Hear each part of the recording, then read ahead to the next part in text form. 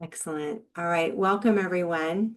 Welcome to Brain Northwest programming today with Caren Sumption.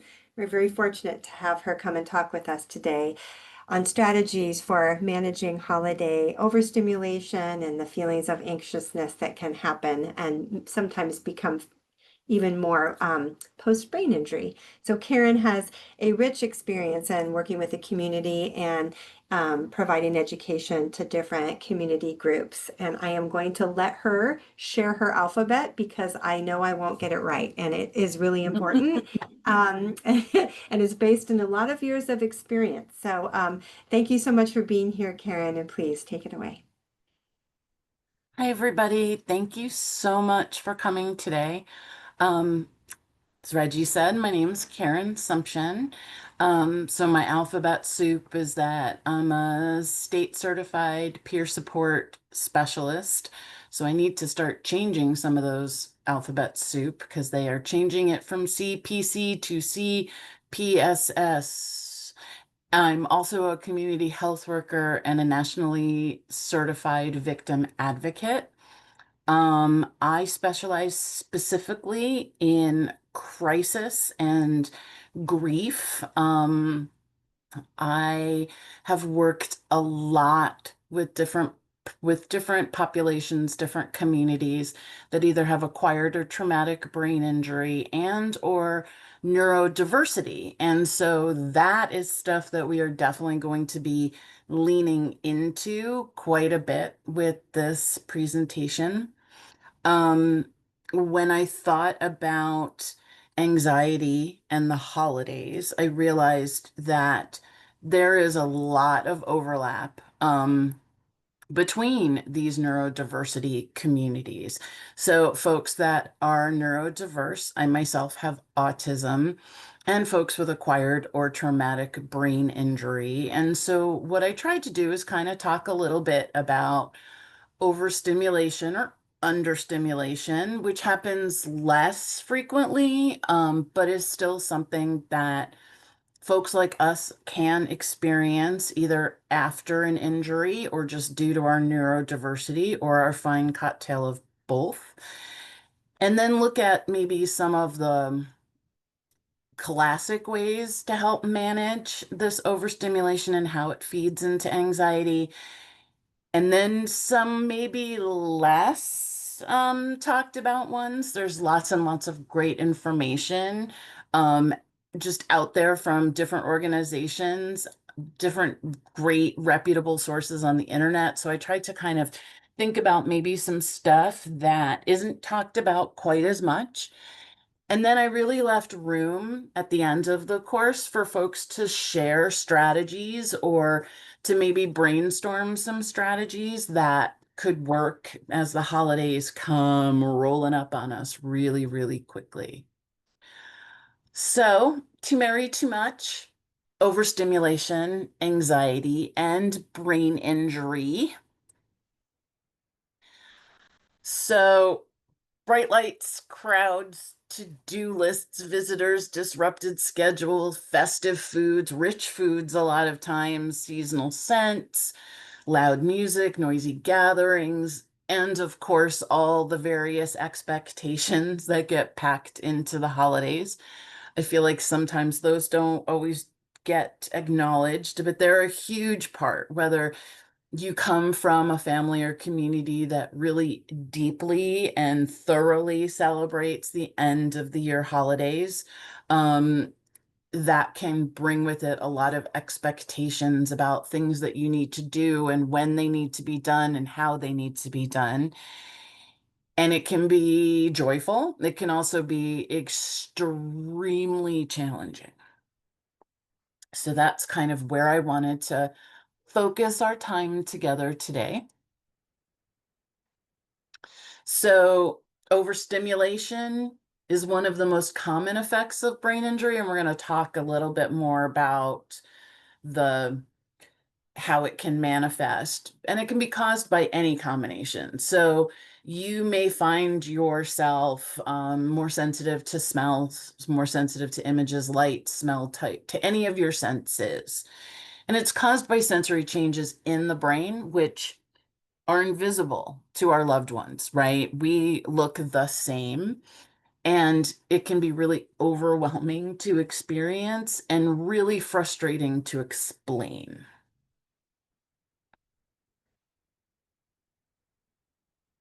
So they're really common. And so here's kind of the takeaway that I wanted. It's two kind of pieces. Um, and it's really that researchers have found that there's a correlation. Now, they're not willing to say that there's a causation, but what they find is more than 75% of folks who have a brain injury report that after the brain injury, they have a challenge with one or more senses and their environments. And these sensory sensitivities can persist, even after the brain healing happens. Sometimes these sensory sensitivities can continue, and you just find yourself a little bit more affected by certain sensory inputs, certain stimuli.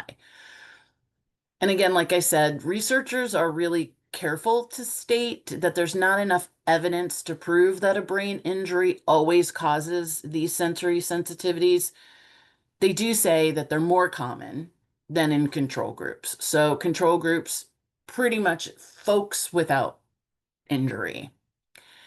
There's a high prevalence and a clear and consistent relationship with clinical outcomes. So what that means is folks who have injury and folks that report sensitivity to sensory stimuli, it can actually affect the healing. So the outcome of your various treatments, and they impact our function and life satisfaction by causing emotional distress.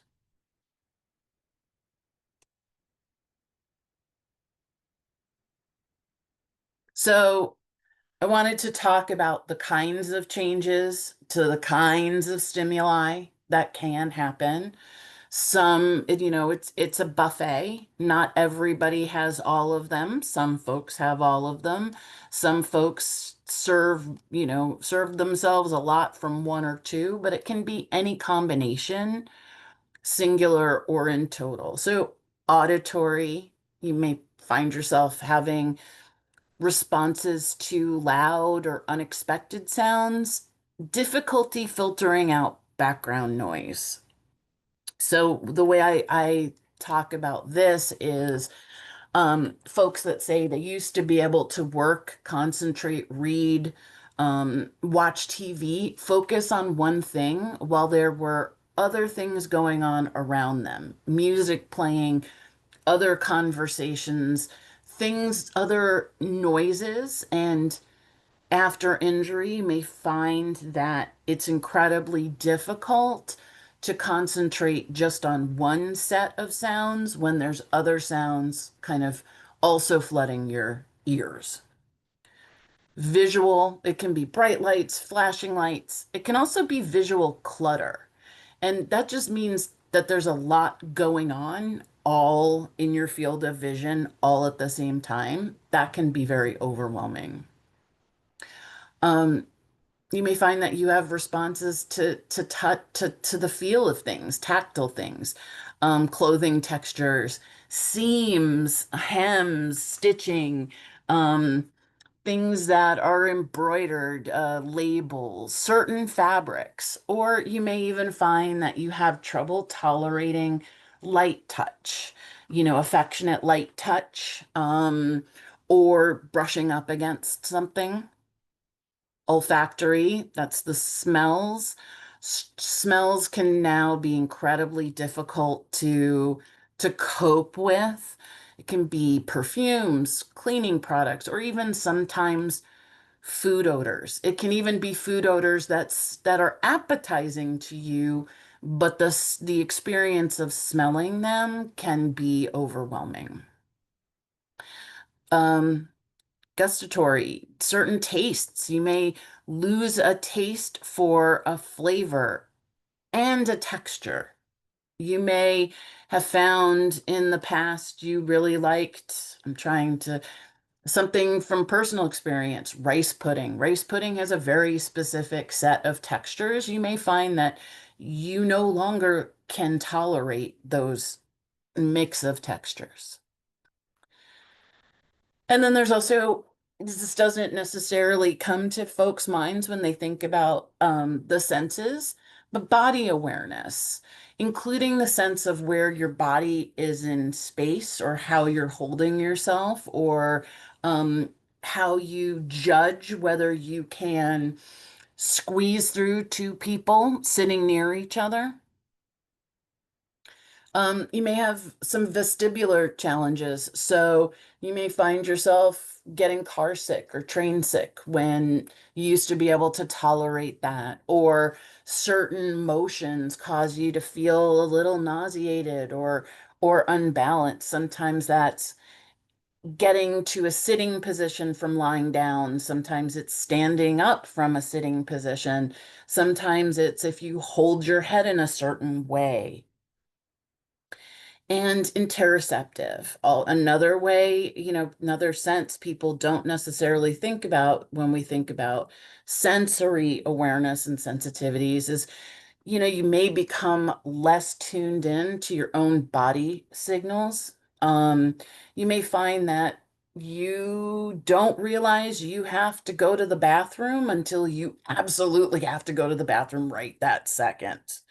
Or you don't realize that you're actually really, really hungry or really, really thirsty until the need to eat or drink something is incredibly overwhelming, or it's starting to show in other ways like getting hangry and snappy. So those are just some kinds of changes to stimuli responses that you may experience. And what I did was actually I looked at a paper that interviewed a lot of folks with acquired and traumatic brain injury, and it was on their own new sensory sensitivities. And I took their stories and I made a word cloud. So the larger words are the ones that were mentioned the most often in the stories. Um, and the smaller they get, the less mentioned they were. I just always find this to be a little bit word clouds are interesting because you can see where looking at different people's experiences where there was a lot of overlap. And what I'm seeing is bright, smelly sounds, overwhelming, sensitive, noisy, hearing weird, right? Um, so seeing a lot of things that tend to um, cause a reaction in folks. So there's about 10 different people that were interviewed about this in the paper. And so, like I said, this is just a real small sampling of folks with brain injury, but them talking about, and this is not even holiday, this is just day to day moving around in life. So cold, taste, intense, right?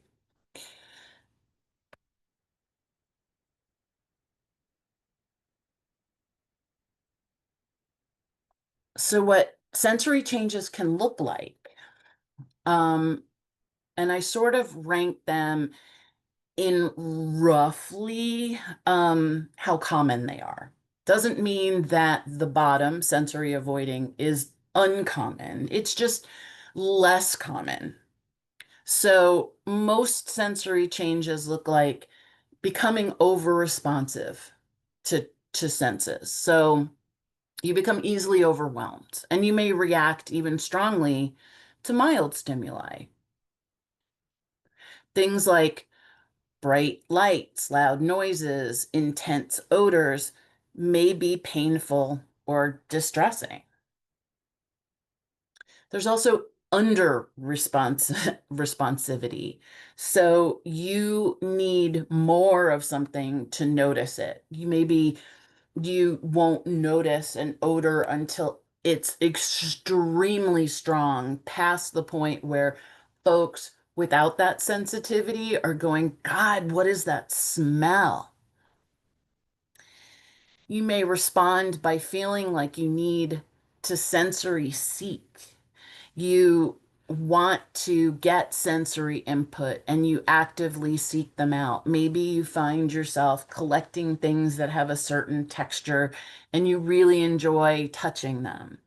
Or you find now that you have trouble sleeping or relaxing unless there is some kind of background noise.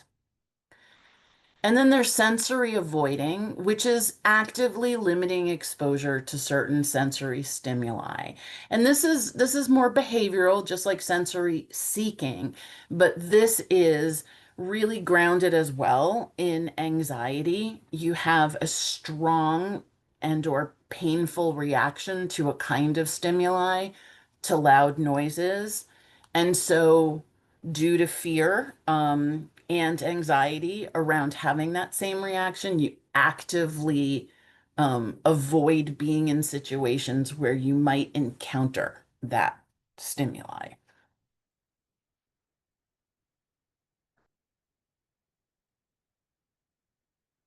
So, coping with these changes is stressful and exhausting.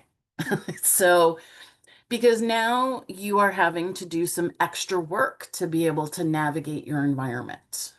And that can, for folks that already have anxiety, PTSD, depression, or other conditions, this can cause a little bit of a fear of those situations. That's human. We are biologically programmed to want to avoid things that are uncomfortable or hurt.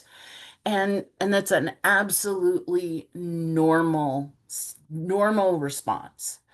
But as we get to the holidays, there's some stuff that's unavoidable about the holidays. So, what can we do to manage this fear and the fact that, we should get to enjoy this joyful time?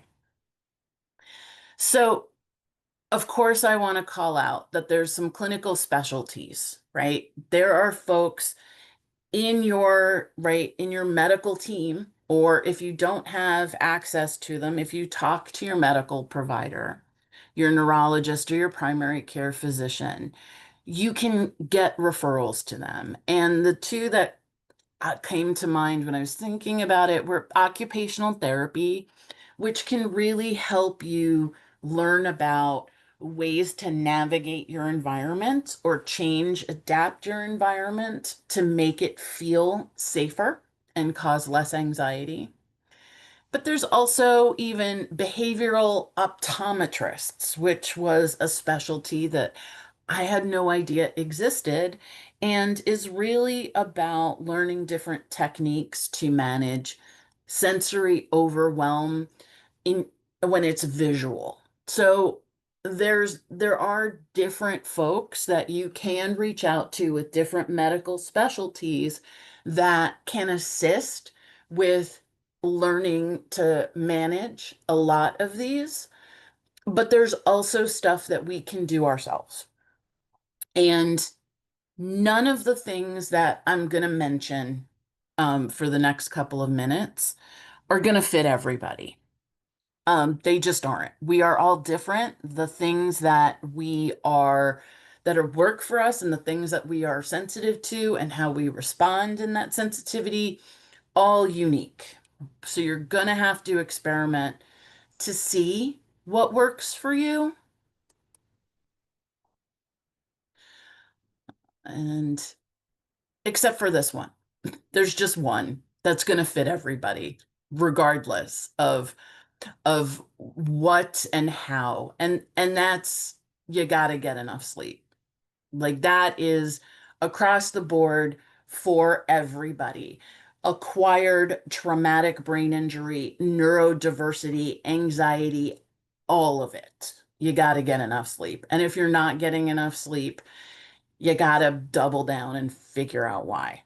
You see your doc, you know, get go to sleep labs are incredibly uncomfortable, but frequently worth that discomfort. Maybe make a savings plan to upgrade your mattress. Buy blackout curtains if you find that light really is disturbing your sleep. Whatever it takes, because fatigue intensifies all of it. It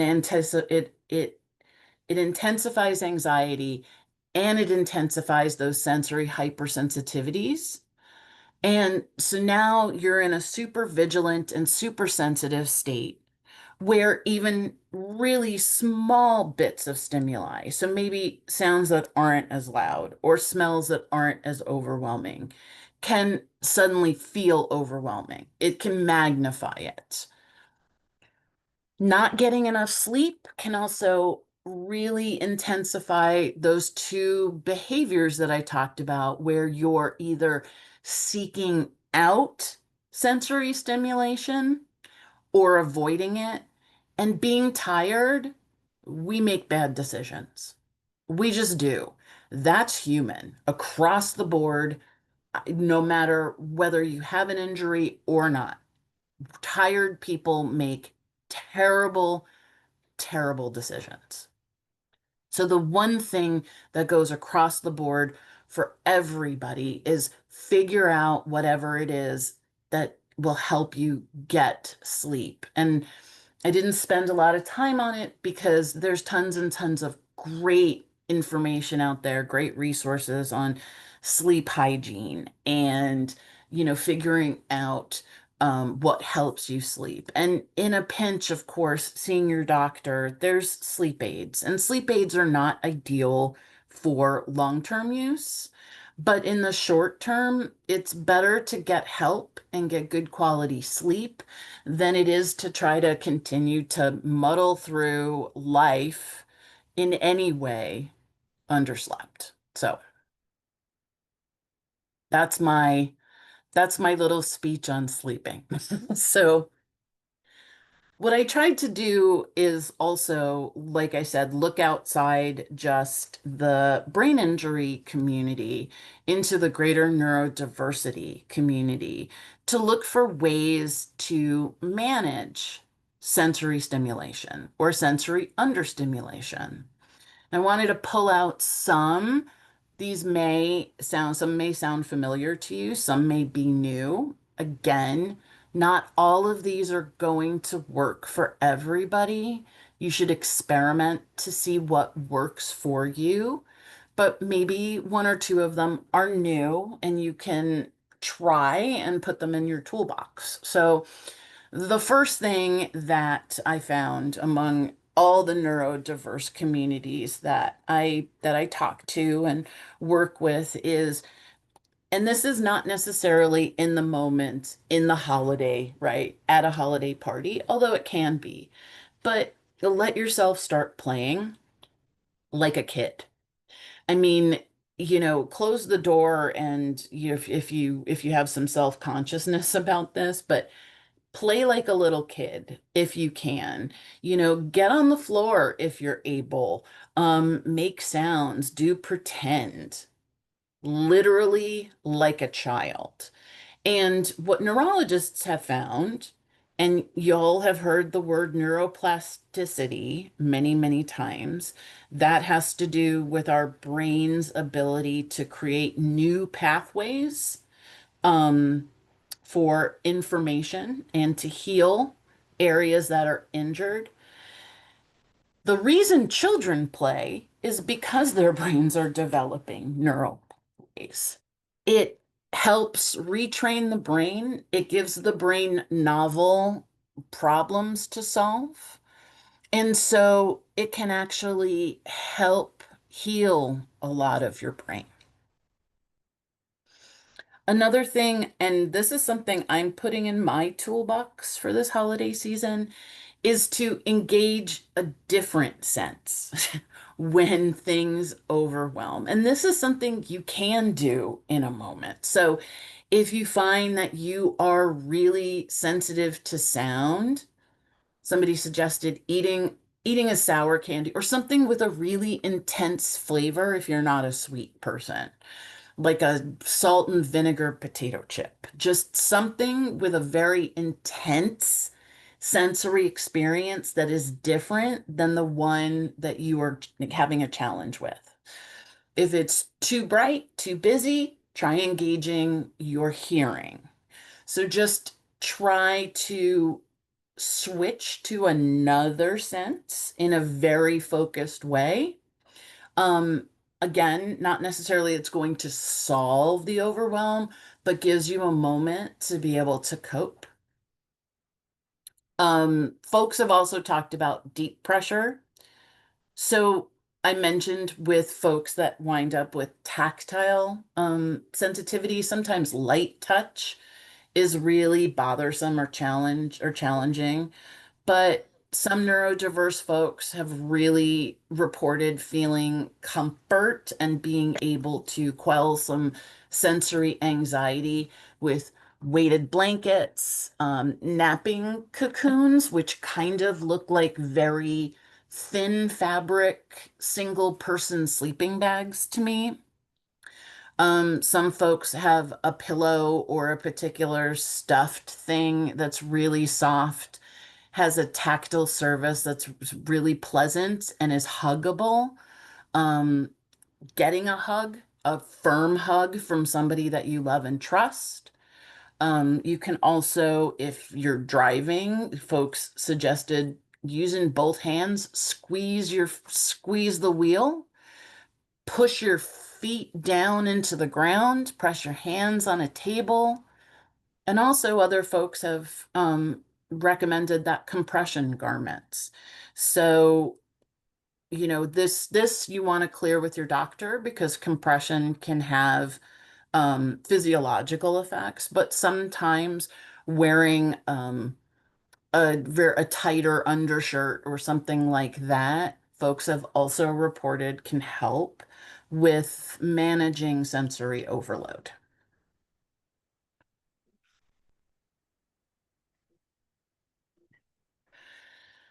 So, from the autism world, you may want to try stimming. So, if you have any friends or family who are on the autism spectrum, you may see them stimming. And stimming refers to repetitive behaviors, movements. It can also be sounds. Stimming doesn't just have to be a physical movement. Sometimes it's singing or repeating a phrase or something like this.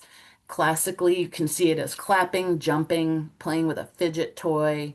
People hum, I knit, doodle, crumple up paper, drinking hot water, iced tea, cold water, chewing ice. It's a repetitive behavior that, again, like engaging a different sense, can help you refocus your overwhelm.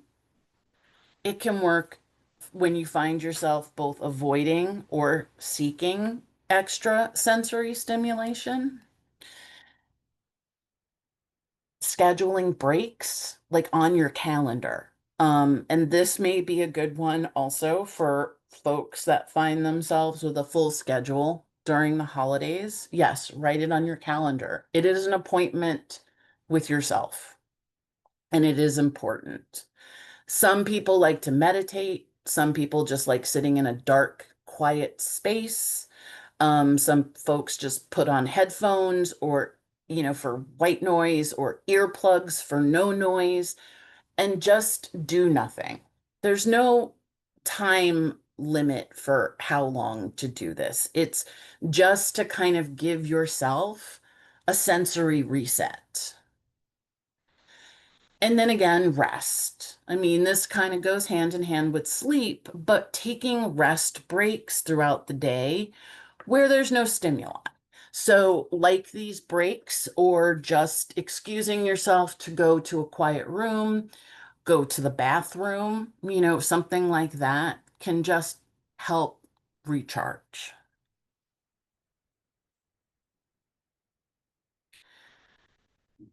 And this is the other one, right? So, ask for help. There's not a person alive. I don't care if you're a survivor of brain injury or you are neurotypical. I've never met anybody that's super great at asking for help. We just aren't. But sometimes we need to.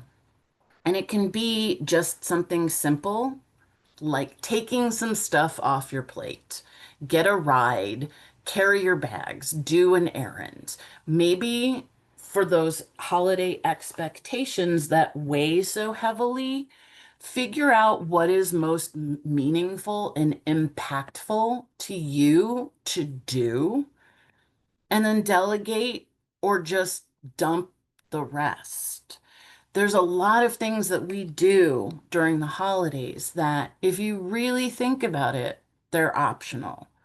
When you really sit down and think about what you value during this time of year, what people tend to say are seeing and spending time with their loved ones, right? Eating good food, laughing, right? Having a lot of the other stuff that we put around this is unnecessary. So maybe you used to be the person that would bake 7 different varieties of cookies for the cookie exchange.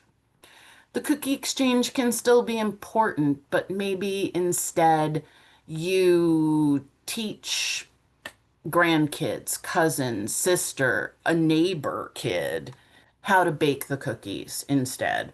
Or maybe if you're financially able, you just purchase some really nice mix of cookies, right? It's about the action, not necessarily all of those expectations. So ask for help. It's kind of best with this to know or be able to know when you're reaching your limit or when you're getting close.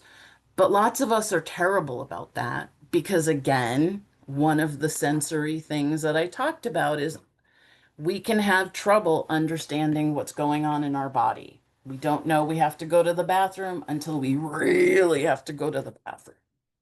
So, also know asking for help beforehand is always going to be, right, our go-to, but sometimes we can't. And the other thing is you can consider planning ahead before we've even gotten to the holidays or any occasion where you could be stressed out, that you're having anxiety around, and that you're going to meet a lot of sensory challenges because we can't always control our environment. There are lots of people and places and tradition call this different things, right? Um, I call it an escape plan. If you've ever been in therapy, you might know this as a wrap plan. There's lots and lots of different names for it, but essentially, it's always going to be knowing what we're going to do, how we're going to do it, who we're going to tell, and how we're going to soothe ourselves before we need it. Because, again, humans in general, once we're hungry, it's really hard to identify, like, oh, I'm hungry. We're not great at problem solving in general, across the board, when we're already freaked out, have a headache, feel really sick, feel nauseated, um, all of we're terrible at knowing what is actually going to help. So, put sitting down before you need it and considering an escape plan is really useful because you can decide, if I'm out at a party, we're going to a holiday party. If I realize I am getting to the point where I cannot handle it, knowing who you're going to tell and how you're going to tell them that you've had enough is Huge. You do not have to make that decision in that moment. All you have to do is implement. When will you let them know? Will you let them know, like, hey, I'm getting to the point where my anxiety and overwhelm is too much? Or are you going to go after you escape? Okay, I've had enough. I'm implementing my plan. My next step after I've left is to text or call so and so. If you're away from home, what do you need to take with you when you go? So if you are going away, right, and this kind of ties into the next one, if you're going to be at a holiday party, are you driving? If you have to just go, does that strand other people? So maybe should you make sure that you have money for taxi or Uber or bus fare? Um, are you going to walk? So what do you need to take with you when you go? Do you need to have that money? Or you need to make sure that you're wearing comfortable shoes, that anything like that.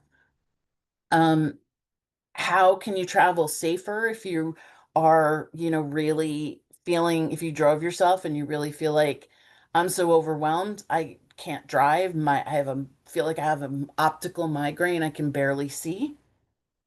Is there somebody that you can call? Okay. Bob's not going to this party and he's gonna be home.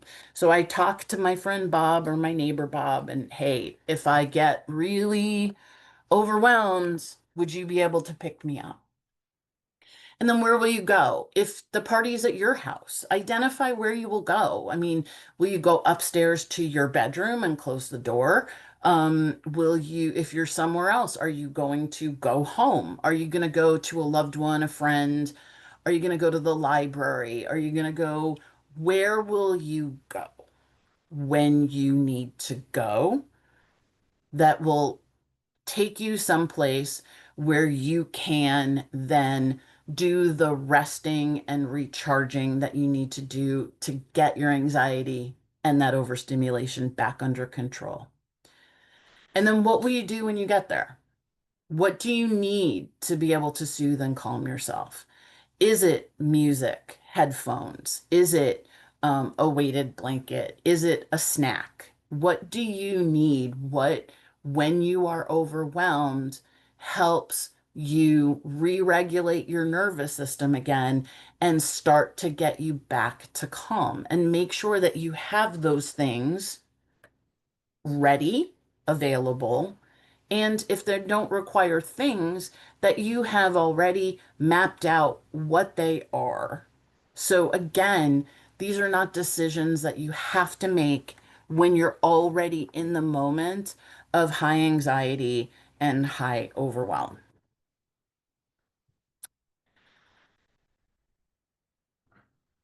So I also wanted to take this opportunity because you all are in this community and probably have had lots of things that you have found that work. Or maybe you have not found anything that works and you would like to brainstorm potential, some potential things to try. So this is where I wanted to turn it over to some discussion. And you can also share in the chat if you do not feel comfortable speaking up. I love this. Let me stop the recording so people can just freely, here we go. Okay, wonderful. Yes, beautiful Neat. invitation. Caren, yes, take take turns coming off. Oh, hi, Dana, I see you. Hi, Reggie. Hi. Hey, Well, Dina. hi, Caren. I just wanna mention this hat. Um, Mm-hmm. I Yeah, just came from a church class and it ended at 10:30. And then I came over here for this class. So I still have my warm, cozy hat on. And then nice. after this class, I'm going out with a friend for ice cream. So I'll still have my warm, cozy hat on. And it's not polite to wear hats indoors, and this is my comfort zone warmth, Yeah. keeping my head warm, my ears warm. And so that's my strategy for um going through stressful situations, keeping warm and comfortable. I think I think the rule about wearing hats indoors is starting to just personally get softer because at least the kids are wearing beanies all the time. It's just part of the outfit. So I think the old thing about don't wearing a hat indoors is not polite. I think that's starting to go away, and that's a really cute hat. It's part of Thank your you. outfit, you know? And it is. It's warm and comforting, and that's perfect. I love it. And it's the season for it. Right, right, right. And it's raining outside, so I had to keep my head dry. Absolutely. Absolutely. I love that color on you too, Dana. Thank you. Um, I had a question for you, Dana, because I love being warm when I need to be warm too, and it is a really nice way to comfort ourselves. I was curious if, because most hats to fit have a little bit of a squeeze to them, just enough to stay on. Is that little bit of pressure comforting also? Just curious. Right, right, right. You notice there's a rim on this, and it's really, really, it kind of keeps me focused on my head and, being comfortable. Being in the moment right here. It's Right, like giving your a head snuggle. I love it. right, I right, love Thank it right, too. right. Thank you, Dana. I appreciate Uh-huh. that. Holly, I see your hand up. Come on in. Hello. I missed the beginning, so I'm not sure if this is exactly the type of stuff you mean, but I rarely go out for because of my symptoms and stuff, but the things that have kind of got me through the last couple of years is blocking stuff. So like a baseball cap, uh, steel mill sunglasses that wrap around my own glasses, and then Absolutely. my son gave me for Christmas last year noise canceling headphones. Those have been a Love game those. changer. There was one instance where it didn't work at all, but I was kind of testing my limits and it was way over my limits. So I know never to do that again for a few more years, see if it works in the future. Um, but and then I also still have my backup of my steel mill quality headphones that that with the two earmuffs and the thing over the top. I forgot what it's called, but headphones. And if it's really, really bad, I put the noise canceling AirPods on underneath that and then put that over. And then I have my baseball cap for the sun. And if the sun is really, because it used to be a point where I couldn't go out in the sun at all. And now I can go out as long as I have my equipment. And that all really helps a lot. And then with the cold weather, I'll just mention one other thing I've added to it. I now have a little bag that I bring with me when I do have to go out once or twice a week or once or twice a month because of the cold weather. And I brought my faux fur wrap neck thing. I forgot what it's called. It's one of those infinity scarves, and Mm-hmm. had to go out, and it was really rainy and cold. But the cool part is, I couldn't deal with heat the last couple of years, but now my body seems to be adjusting a little bit better now. And but it was really cold and rainy, and I put that on. And not only was it warm, but I forgot how soft it was against my neck and my face. And so it was not only warm, but it was comforting. And I thought that was really Mm-hmm. cool because when you're living a life and busy running around, you just take those little things for granted, before your injury. And then when you reintroduce it years later, when you go out in the cold again and you realize, oh, wow, it takes you to those moments where you realize in the moment, wow, this is really soft, this is gentle, this is comforting. Whereas before I was probably would have been so busy, I just would have thrown it on and stayed And warm, not but even just, notice. and not even notice. So I just thought it was kind of a cool experience. So I take a little bag with like, because you never know what the weather's going to do around here. So like Yeah. my ski gloves, my that neck warmer thing, whatever it's called, the infinity wrap, and then yeah. So it was just really cool, and that's kind of the gear I go out with, and then I just adjust accordingly depending on how much light, sound, or movement's going on around me. So I think that's brilliant. You've got a toolkit, and I don't wanna I don't wanna necessarily plug like a certain brand, but I'm throwing it in the chat. Um, there's a brand of earplugs. Some folks can't tolerate earplugs that go in the ear, but there's a brand of earplugs that have gotten really popular, at least in the autism communities, because they have different levels of what of sound that they will block. So they have earplugs that are designed actually to be worn when you're out and walking around, because they don't block all the sound. They just dampen the sound a little bit, maybe take the volume down 50%. So you can still hear conversations and you can still hear what's going on, but you're not necessarily completely blocking your hearing. And I know there's a couple of brands too that have also taken that idea and run with it too. So yeah, so the noise canceling headphones are brilliant. And but also if you find yourself like, I want to participate, but the volume's just too loud, there are some other choices if you can tolerate those in ear earplugs. So the yeah, interesting I will note too. Yeah, my son has the loops and he loves he's got those. loops. Yeah, yeah, the loop ones. Um, And the thing with the noise canceling one, it doesn't Yeah. eliminate all the sound. It eliminates like all the fan noise and all the people Oh, background. that's But great. you can still have a Yeah, conversation with somebody right in front of you because you can still it's quieter, but you can still hear them and understand them. But it gets rid of all the excess noise that's constantly flooding your system. So that's yeah. beautiful.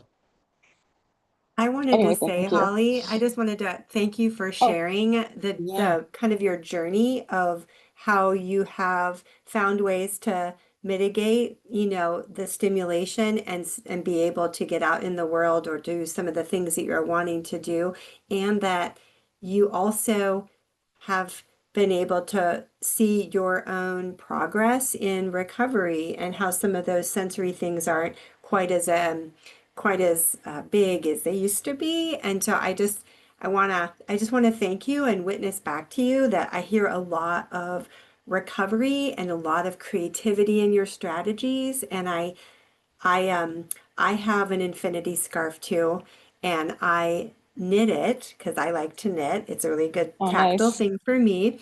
But I knitted a couple years ago, and last winter when I put it on, because like you, I got it packed with me, and just in case, I noticed the yarn I used was a very lovely like mix of fibers, and I for myself was like, oh, like you, like this is really feels not just warm, but it feels comforting. And so I have been using it for myself when I need like that little bit of like love, self-love boost, and I put it Right. on. Obviously not in the summer because I'd swelter. But anyway, I just love the and valuing how you've embraced this. You've needed to slow down with not having choice in that, and I recognize that and want to acknowledge, but that in that you have found like a level of awareness that is really important and something that any person could benefit from. So I just really appreciate that. Thanks, And Holly. and the joy. Like I just Yeah. also want to call out the joy because you were saying like, yeah, I wouldn't have noticed it. I would have just thrown the scarf on and gone.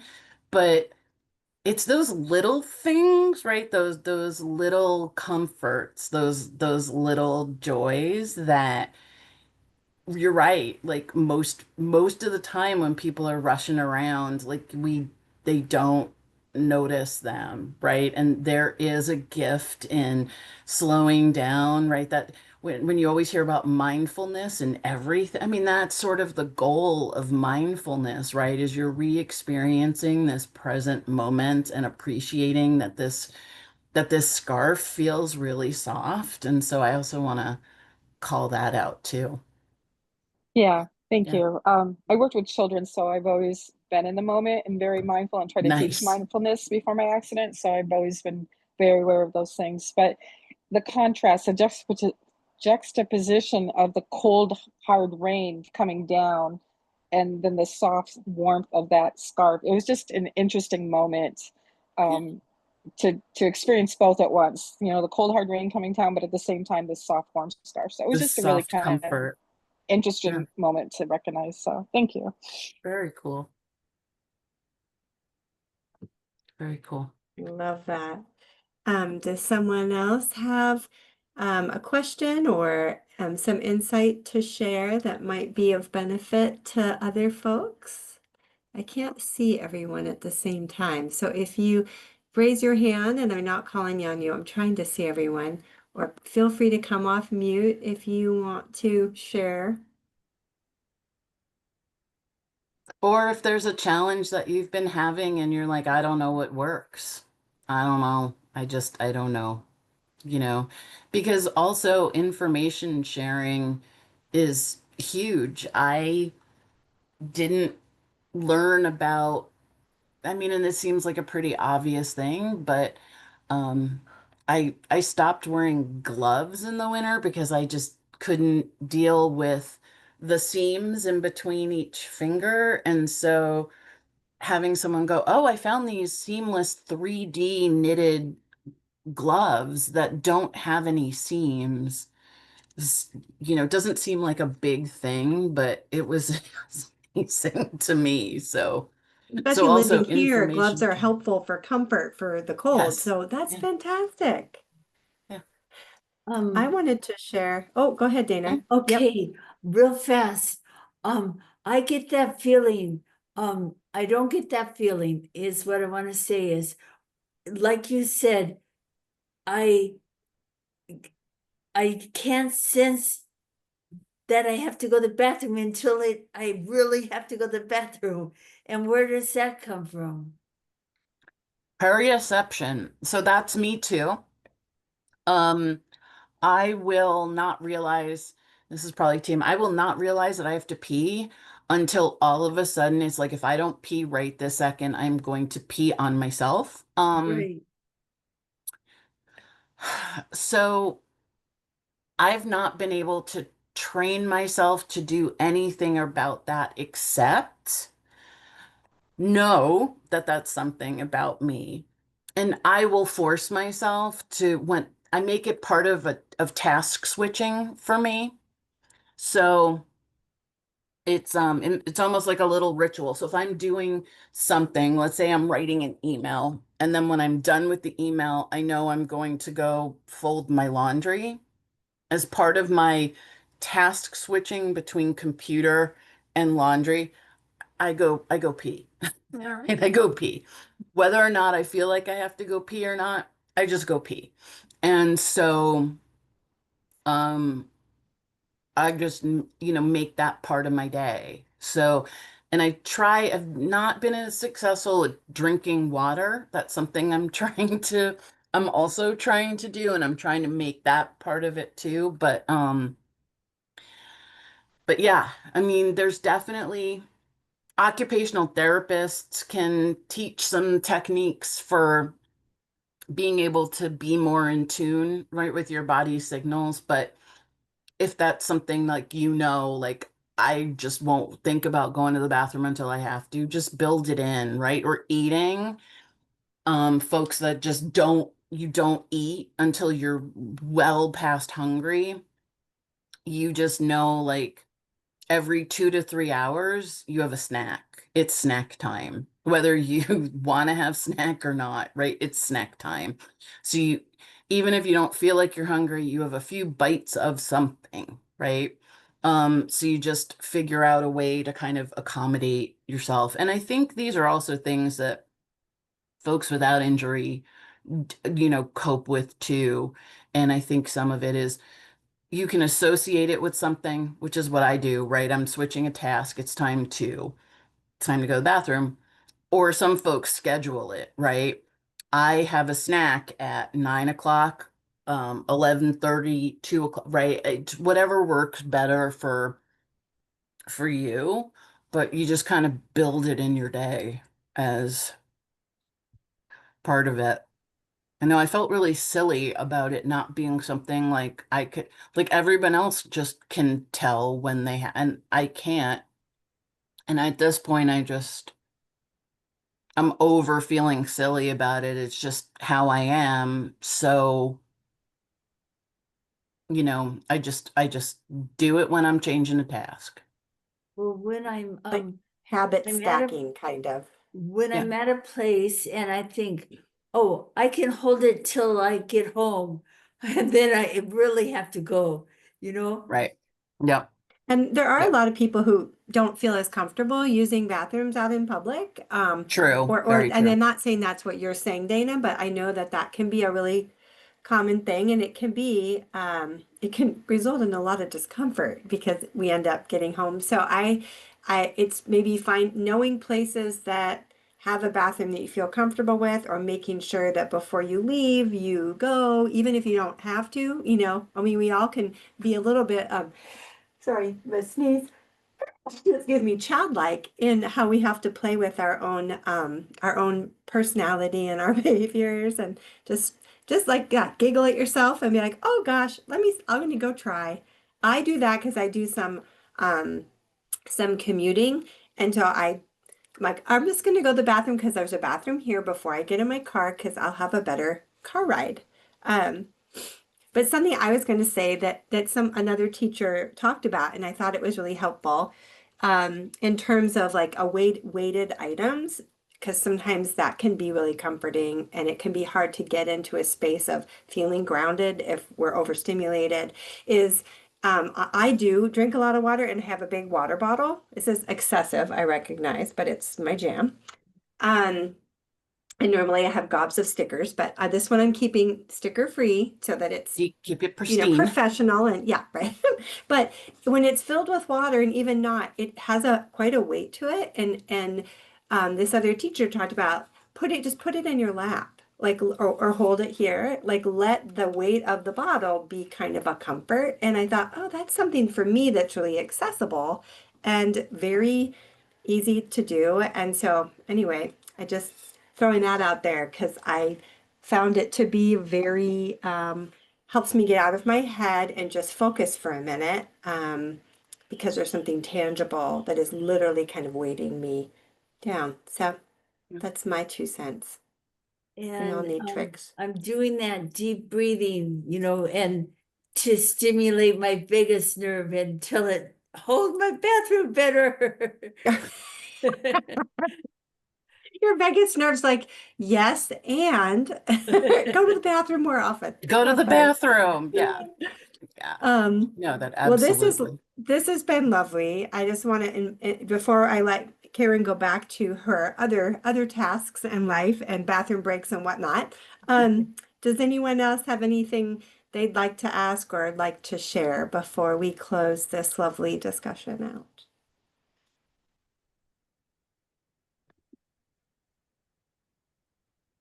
Okay. Well, I am Thank grateful. you Thank all. you, Caren, for Thank all the you. information and the permission giving as always, and just really highlighting the individuality of our lived experience, and that we can be empowered to recognize ourselves and to take care of ourselves. So thank you so much, always. Thank you. Thank you for having me. Thanks for spending this time with me, everybody. It's good to see some of you again.